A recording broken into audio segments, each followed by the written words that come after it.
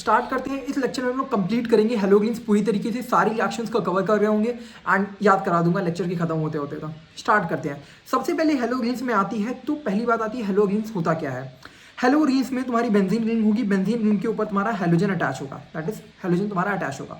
तो kind of क्या ये भी एक हेलो रिंग या फिर अराइल हैलाइड होगा, जैसे C2H5Cl है या फिर तुम्हारा CH3Cl है, तो क्या ये भी हेलोजेन्स कंसीडर होगा? नहीं।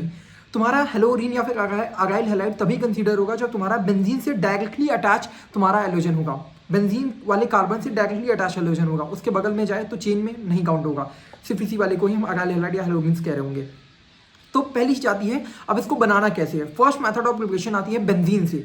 तो बेंजीन में हम क्या कराते हैं, बेंजीन की रिएक्शन जो Cl2FeCl3 के साथ होती है, तो तुम्हारा यहाँ पर काइंड ऑफ यहाँ पर तुम्हारे पास Cl यहाँ पर लग जाएगा, ठीक है। फर्स्ट रिएक्शन आएगी Cl2FeCl3 के साथ कराएंगे तो Cl तुम्हारा एडिशन हो जाएगा, ठीक है। Electrophilic substitution kind of reaction है, याद रखिएगा ना। इसमें सिग्मा कॉम्प्लेक्स बनता है, क्या क्या बनता है, सिग्मा कॉम्प्लेक्स। क्यों? क्योंकि जब यहाँ पर क्लोरीन बॉन्ड ब्रेक हो गया, यहाँ पर Cl जब लग रहा होगा तो काइंड ऑफ यहाँ पर 3 जगह तुम्हारा पॉजिटिव चार्ज आता है, तो इस वजह से ये जो पूरा इस तरीके से ट्रैवल कर रहा होता है चार्ज, इसको हम सिग्मा कॉम्प्लेक्स कहते हैं, यहाँ बनता है, ठीक है ना।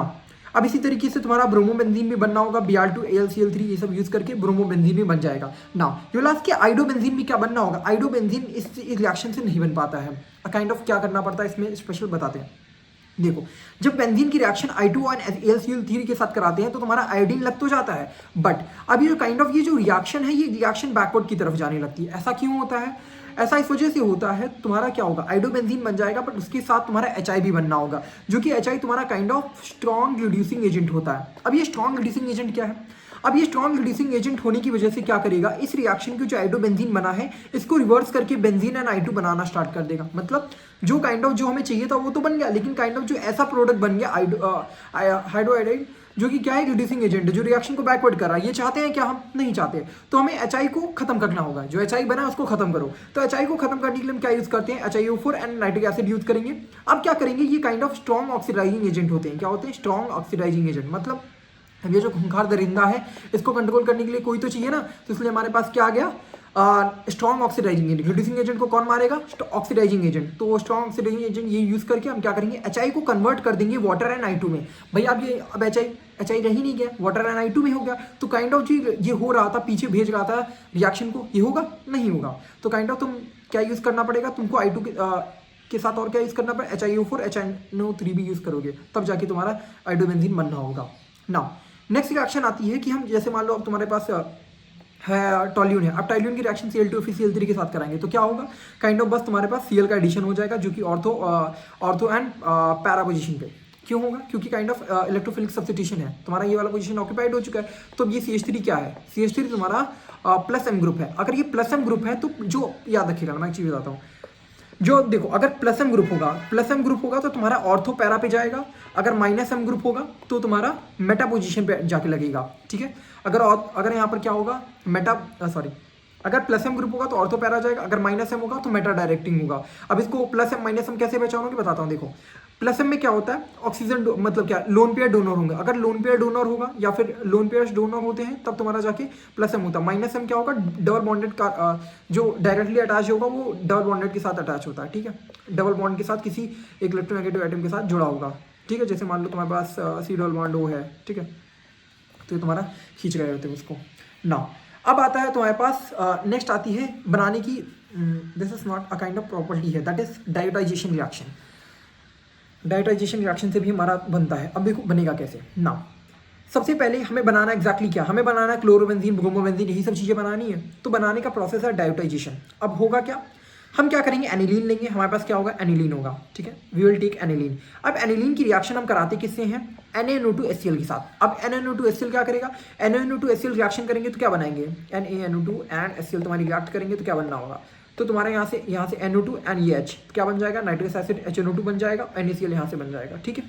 तो काइंड ऑफ तुम्हारा HNO2 जो रिएक्शन को करा रहा होता है। अब HNO2 के साथ रिएक्शन हुई जब NH2 की, तो ये इसको अनिलीन को कन्वर्ट कर देगा किसमें, डाइजोनियम सॉल्ट में। This is a diazonium salt, that is diazonium salt तुम्हारा बन जाता है, दैट इज N2Cl के फॉर्म में, ठीक है। अब ये जो डाइजोनियम सॉल्ट बना है, इसी की फर्दर रिएक्शंस होती हैं जो कि तुम्हारा क्लोरोबेंजीन, ब्रोमोबेंजीन ये सब बना रही होंगी। तो इस डाइजोनियम की सॉल्ट की कुछ रिएक्शंस होती है जो कि हम लोग देखेंगे। तो देखो, हमने क्या किया, डाइजोनियम सॉल्ट हमारे पास आ गया। अब डाइजोनियम सॉल्ट से हम बनाएंगे कैसे क्लोरोबेंजीन ब्रोमोबेंजीन, ये देखो। तो पहली सेट ऑफ रिएक्शन होती, नाम से याद रखेगा क्योंकि नाम से भी क्वेश्चन पूछे जाते हैं, दैट इज पहला सेट ऑफ रिएक्शन होती है सेंडमेयर्स रिएक्शन। सेंडमेयर्स रिएक्शन में क्या करते हैं, जो डाइजोनियम सॉल्ट बना है उसकी रिएक्शन कराते हैं Cu2Cl HCl या फिर Cu2Br2 या फिर HBr, डिपेंडिंग ऑन कि तुम्हें क्या बनाना, क्लोरो या ब्रोमीन। तो Cu2Cl2HCl के साथ रिएक्शन होगी तो क्या होगा, N2Cl तुम्हारा रिमूव होकर क्या लग जाएगा, Cl। पूरा N2Cl की खोपड़ी से हटा के Cl लगा दो। अब जैसे N2Cl को हटा के Br लगा दो, क्योंकि Cu2Br2 की रिएक्शन हुई है, ठीक है। तो फर्स्ट सेट ऑफ रिएक्शन तुम्हारी सेंडमेयर्स होती है। सेकंड रिएक्शन आती है that is Gattermann reaction. Kind of तुम्हारा प्रोडक्ट तो ही तुमको क्लोरोबेंजीन ब्रोमोबेंजीन बनाना है, लेकिन तुम्हारा जो रिएक्टेंट है वो, सॉरी, जो तुम यूज कर रहे होगे क्या नाम है केमिकल जिससे बना रहे होगे, तो वो क्या होंगे Cu and HCl, Cu and HCl या फिर Cu एंड प्लस Cu या फिर HBr। तो ये यूज हो रहा है। यहाँ पर क्या यूज किया, Cu2Cl यूज किया, यहाँ पर CuHCl यूज किया। तो काइंड ऑफ इस रिएक्शन को कहते हैं गैटरमैन रिएक्शन, याद रखेगा ना नाम से, गैटरमैन रिएक्शन। यहाँ पर CuHCl यूज होता है। नेक्स्ट रिएक्शन आती है बाल-सिस्मन रिएक्शन, जो कि क्या होती है, हम N2Cl की रिएक्शन कराते हैं Ki के साथ ऑन हीटिंग कंडीशन में। तो तुम्हारा क्या होता है, तुम्हारा आइडोबेंजीन बना देता है। काइंड ऑफ ये क्लोरोबेंजीन और ब्रोमोबेंजीन के लिए होता है, आइडोबेंजीन के लिए बाल-सिस्मन यूज कर रहे होते हैं, ठीक है। नाउ फ्लोरीन कैसे बनेगा वो बताते हैं। देखो फ्लोरोबेंजीन बनाने के लिए हम क्या करते हैं, HbF4 के साथ रिएक्शन कराते हैं। HbF4 के साथ जब डाइजोनियम की सॉल्ट रिएक्शन होती है तो फ्लोरीन बनता है। मैंने और रिएक्शंस लिख दी हैं इसकी, देख लेना, ठीक है।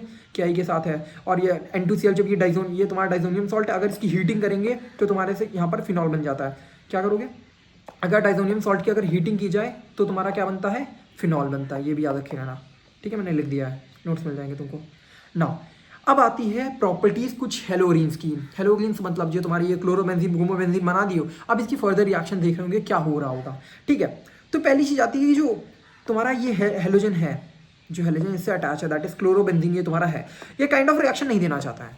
मतलब ये कुछ काइंड ऑफ बिगड़ा लड़का है, ठीक है, या फिर बिगड़ा नहीं, छोटा लड़का बोल सकते हो।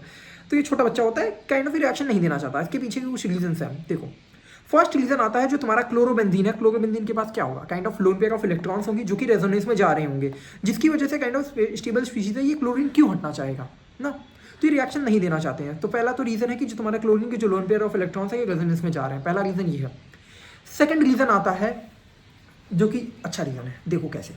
अगर नॉर्मली अगर हमारे पास, अगर नॉर्मली तुम्हारे पास अगर मान लो ये, अगर ये रिएक्शन अल्काइल हैलाइड है, अल्काइल हैलाइड में क्या होता है, अल्काइल हैलाइड में जो कार्बन और हैलोजन का बॉन्ड होगा काइंड ऑफ sp3 तुम्हारा यहाँ देख सकते हो, जो कार्बन है ये कार्बन sp3 हाइब्रिडाइज है, sp3 हाइब्रिडाइज है, ठीक है।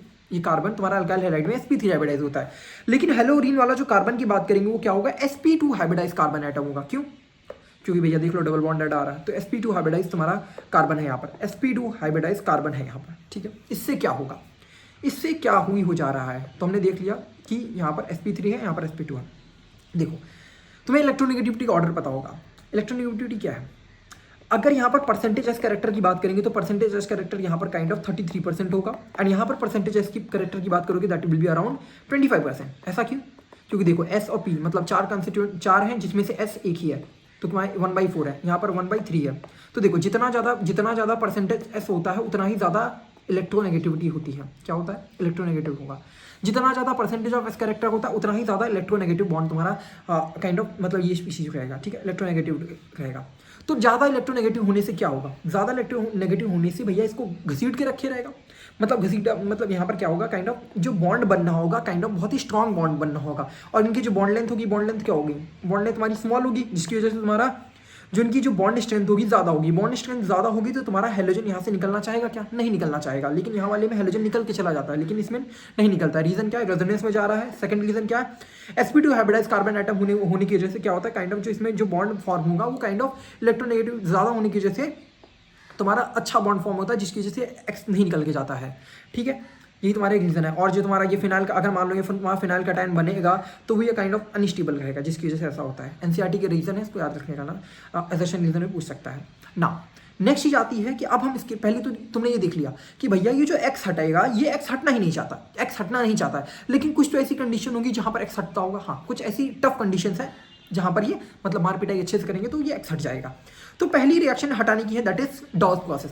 डॉस प्रोसेस मतलब बहुत भयंकर रिएक्शन है। देखो क्या होता है, कुछ नहीं है, क्लोरोबेंजीन है, क्लोरोबेंजीन से फिनॉल बनाने की रिएक्शन होती है। अब करते क्या है, देखो हमें तो पता है ये एक्स ऐसे नहीं हटेगा, तो एक्स के लिए बहुत, एक्स को हटाने के लिए बहुत एक्सट्रीम कंडीशन होनी है। हम क्या यूज़ करेंगे, सोडियम हाइड्रोक्साइड यूज़ करेंगे, high temperature and high pressure पे ये रिएक्शन होगी तो क्या यूज़ होगा, तो तब क्या होगा, यहाँ से Cl है, ये तुम्हारा NaCl, ये क्या होगा, यहाँ से तुम्हारा Cl है, अब ये Cl हट के तुम्हारा फिनॉक्साइड आयन बनेगा, और फिनॉक्साइड आयन की हम क्या करेंगे, एसिडिफिकेशन करेंगे, एसिडिफिकेशन में एसिड के साथ रिएक्शन करेंगे तुम्हारा फिनॉल बन जाएगा। ठीक है, हमारे पास डॉस प्रोसेस क्या होता है, काइंड ऑफ फ्लोरोबेंजीन होगा, हम उसकी डॉस ये रिएक्शन सोडियम हाइड्रोक्साइड के हाई टेम्परेचर हाई प्रेशर पे कराएंगे तो तुम्हारा फिनॉक्साइड आयन बनता है, और उसके बाद एसिडिफिकेशन पे तुम्हारा फिनॉल बनता है। ये रिएक्शन याद रखे रहना। ठीक है, डॉस प्रोसेस ये रिएक्शन होती है जहां पर एक्सट्रीम कंडीशन में हम क्लोरोबेंजीन को फिनॉल बनाते हैं। ठीक है, नाउ नेक्स्ट रिएक्शन आती है Fittig reaction. Fittig reaction kind of Wurtz की रिएक्शन होती है।